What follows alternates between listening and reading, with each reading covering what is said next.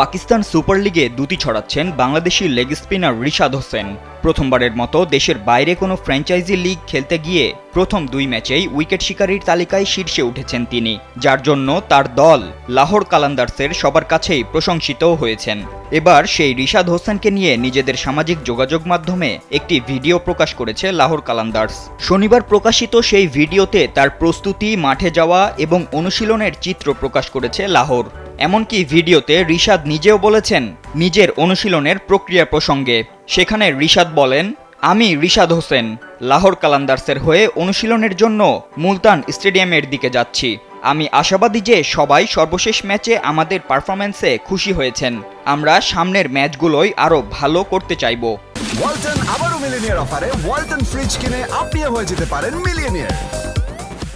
আমরা লাহোর কালান্দার্সকে সামনের দিকে নিয়ে যেতে চাই, ইনশাআল্লাহ আমাদের জন্য দোয়া করবেন। ভিডিওতে রিশাদকে তার অনুশীলনের প্রক্রিয়া সম্পর্কেও কথা বলতে দেখা যায়।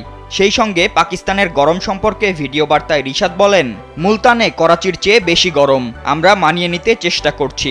এছাড়া আমি চেষ্টা করছি ব্যাটিং, বোলিং, ফিল্ডিংয়ে নিজের সেরাটা দিতে। ইনশাআল্লাহ আমরা মুলতানের বিপক্ষে জিতে টেবিল টপার হওয়ার চেষ্টা করব। সবাই আমাদের জন্য দোয়া করবেন। 3 ম্যাচে 2 জয়ের ফলে 4 পয়েন্ট নিয়ে